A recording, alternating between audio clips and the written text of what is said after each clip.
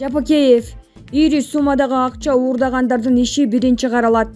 Экономикалык кылмыштуулукка каршы күрөшүү мамлекеттик кызматынын ишинде биринчи орунда мамлекеттин казнасына майда акчалар эмес, масштабтуу көлөмдө зыян тийгизген жогорку кызматтагыларга жана таза эмес иштеген ишкерлерге байланыштуу резонанстуу иштер турушу керек. Бул туурасында аталган ведомство жетекчиси Сыймык Жапакеев Финполдун ыкчам тергөөчүлөр курамы менен жолугуп жатканда айткан.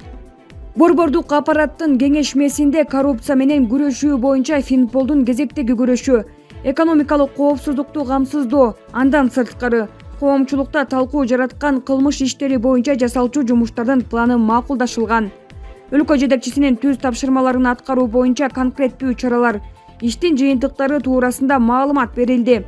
Учурда резонанстуу бир нече иштер иликтенип жатат деп айтылат маалыматта.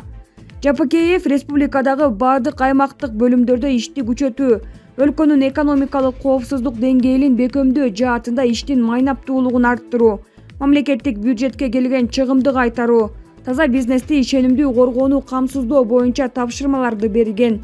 Андан сырткары эл менен өз ара кызматташып, коррупцияга каршы күрөшүү боюнча коомдук ишти күчөтүүнү кошумчалаган.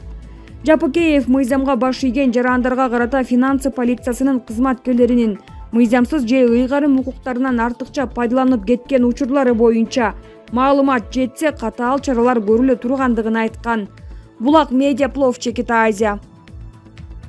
Дагы бир чет өлкөлүк чиновник Садыр Жапаровду куттуктады. Евразия экономикалык комиссиясынын коллегиясынын төрагасы Михаил Мясникович Кыргыз Республикасынын президентинин милдетин аткаруучу премьер-министр Садыр Жапаровду Кыргыз Республикасынын премьер-министри кызматына дайындалышы менен куттуктады. Куттуктоо тексти төмөндөгүдөй. Урматтуу Садыр Нуркожоевич, сизди Кыргыз Республикасынын премьер-министри кызматына дайындалышыңыз менен куттуктайм. Премьер-министрлик ишмердүүлүгүңүз интеграциялык процесстердин туруктуу динамикасын камсыз кылууга жана Евразия экономикалык бирлигине кирген мамлекеттердин ортосундагы соода экономикалык байланыштарды кеңейтүүгө өбөлгө түзөрүнө ишенем. Евразия экономикалык комиссиясы өз кезегинде өз ара пайдалуу кызматташтыкты өнүктүрүү аракеттериңизге жардам берет.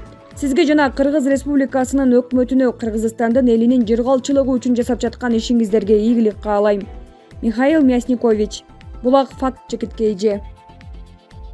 Бишкекте дагы бир экс-чиновник кармалды. Экологиялык жана техникалык коопсуздук боюнча мамлекеттик инспекциясынын мурдагы жетекчиси Жолдошбек Жунушев кармалды. Бул тууралуу УКМКнын маалымат кызматы билдирди. Маалыматка ылайык, коррупцияга каршы күрөшүү кызматы мамлекеттик курулуш тармагын көзөмөлдөө, тутумундагы коррупцияны жоюу боюнча иш-чаралардын жүрүшүндө Жолдошбек Жунушевдин жетекчилиги алдында коррупциялык схема аныктады. Тергөө иш-чараларынын жыйынтыгында коррупциялык ишке тиешеси бар 6 адам аныкталган. Жунушев мыйзамсыз алынган каражаттардын белгилүү бир бөлүгүн алгандыгы аныкталган. 20 октябрда Жолдошбек Жунушев кылмыш жаза процессуалдык кодексинин 98 беренесинин негизинде кармалып, УКМКнын убактылуу кармоочу жайына киргизилген. Булак факт Чекит КЖ. УКМК Раим Матраимов 2 миллиард сом өлчөмүндө келтирилген чыгымды төлөгөнгө даяр. 2020 жылдын 20 октябрында бажы органдарындагы коррупция фактысы боюнча сотко чейинки териштирүүнүн алкагында коррупцияга каршы кызматы тарабынан мамлекеттик бажы кызматынын төрагасынын мурунку орун басары Раим Матраимовдун жүргөн жери аныкталып, УКМК имаратына алынып келинген. Бул тууралуу маалыматты УКМК басма сөз кызматы билдирди. Жүргүзүлгөн тергөө иш-чараларынын алкагында Матраимовдун кылмыштуу иш-аракеттеринин жыйынтыгында республикалык бюджетке алдын ала 2 миллиард сомго жакын чыгым келтирилгендиги аныкталган. Матраимовдун күнөөсүн аныктаган далилдердин негизинде ага Кыргыз Республикасынын кылмыш жаза кодексинин 319 беренеси коррупция боюнча кылмышка шектүү экендиги тууралуу билдирме берилген. Белгилей кетсек, Матраимов тергөө менен кызматташа тургандыгын айтып, Кыргыз Республикасынын бюджетине келтирген жогоруда айтылган сумманы толугу менен атайын түзүлгөн графиктин негизинде 2020 жылдын ноябрь айынын аягына чейин төлөп берүүгө даяр экендигин билдирди. Аны менен катар алгачкы 80 миллион сом өлчөмүндөгү акча каражатын УКМК депозиттик эсебине которду. Бүгүн Бишкек шаардык 1-май райондук соту тарабынан Матраимовдун тергөө менен кызматташтыкка барганы жана келтирилген чыгымдын бөлүгүн төлөгөндүгүн эске алуу менен анын баш коргоо чарасы каралат. УКМК бажы органдарындагы коррупциялык схемалардын башка катышуучуларын аныктап, мамлекетке келтирилген чыгымдарды кайтаруу чаралары менен бирге жоопкерчиликке тартуу багытындагы иш-аракеттерин улантат. Булак Назарньюс чекеткейже. Сот Раим Матраимовдун баш коргоо чарасын карап чечим чыгарды. Буга чейин Матраимовдун мамлекетке келтирген 2 миллиард сомдун тегерегиндеги зыяндын ордун толтуруп берүүгө даяр экени айтылган. 1-май райондук соту мамлекеттик бажы кызматынын төрагасынын мурунку орун басары Раим Матраимовдун баш коргоо чарасын карап, андан сыртка чыкпоо тууралуу тилгат алды. Матраимовдун адвокаты мындай чечим үй камагына алууну билдирер-билдирбесин тактаган жок. Эскерте кетсек, Матраимов 20-октябрда бажы тармагындагы коррупция боюнча айыпталып, УКМК кызматкерлери тарабынан кармалган. Комитет ал учурдун сүрөттөрүндө жарыялаган болчу. Кийинчерээк Матраимов мамлекетке келтирген 2 миллиард сомдук зыянды ноябрдын соңуна чейин толтуруп берүүгө даяр экенин билдирип, 80 миллион сом которгону маалымдалган. Булак Спутник чекеткейжи. Талант Анарбаев өткөндө шайлоо агитациясы убагында Раим ака Ахмат Келдибековду спикер кылам, Ибрагим Жунусовду президент кылам. 2023-жылы деген сөз Асилбек акага жетип калып, анан Асилбек ака Кара Сууга өзү келип агитацияны күчөтөт. Аравандагы туугандардын чагым салганы да ошондон интрига башталган. Биримдик менен мекеним Кыргызстан, эми Кыргызстан эли аз элебиз. Баары алаканга салгандай көрүнүп турат. Укканым дагы билбейм кандай болмок. Кул эле кылмак. Бир нерсе десең спортсмендерди же Facebook'тагы фейктери ызылда үрүп чыкчу.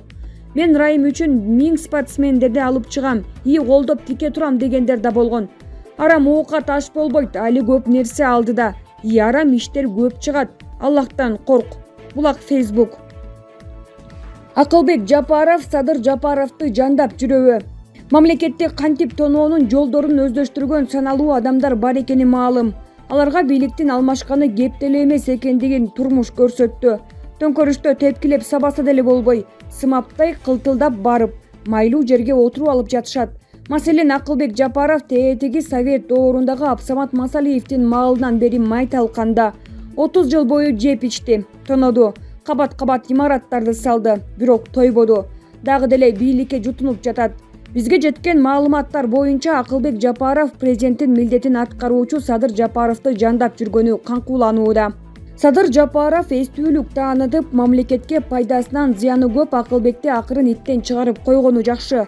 Болбосо Амалкой Жапаровду жайлап кетпейби? Так что Садыр Жапаров мындай кубулма, кошоматтын коюн сойгонду мыкты өздөштүргөн. Этеги жаман жерден айрылып, жүргөн жеринде чөп чыкпаган Акылбек Жапаровдон абай болгону дурус. Кыскасы, алып Кыргызстандын түбүнө Акылбек сыяктуу алкынды самындай жылмышкан немелер жетмей болду. Булак Чындык Чекит Медиа. Урматтуу мекендештерим, мекенчилдер, тарапташтар, биринчиден баарыңарга терең ыраазычылык билдирем. Жеңишибиз жалпыбызга кут болсун. Кудайдын кудурети жана силердин күчүңөр менен жеңишке жеттик. 10 жылдап жасаган эмгегибиз кайтты. Жакшы тилек, асыл үмүттөр менен күндүр-түндүр иштерди баштадым. Тыным жок иштеп жатам. Себеби мага ишенген элдин үмүтүн үзүп койсом, анда мындан ары эл эч бир саясатчыга ишенбей калат.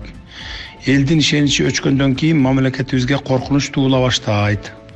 Экинчиден, менин одноклассник, Facebook, Instagram, WhatsApp социалдык түйүндөрдө байланышы бар досторум мага капа болбой туруңуздарды суранам. Телефон караганга 1 мүнөт дагы убакыт жетпей жатат. Айрыкча WhatsApp'тагы достор группаларга мынайым карабай кетти деген сыяктуу таарынычтарды жазып жатыпсыздар. Үстүбүздөгү жылдын 6 октябрынан бери 30 миңден ашык SMS билдирүүлөр, 2 миңден ашык телефон чалуулар келиптир. Мен баарын карай алган жокмун. Мындан ары деле караганга убакыт жетпейт экен. Менин мойнумда достор эле эмес, эми 6,5 миллион элдин тагдыры турат. Түшүнүү менен туура кабыл аласыздар деп ишенем.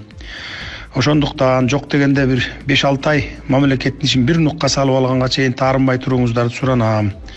Андан кийин болсо мурдагыдай эле группаларга кирип, маалыматтар менен алмашып, кабарлашып турабыз. Сиздерди терең урматтап, Садыр Жапаров.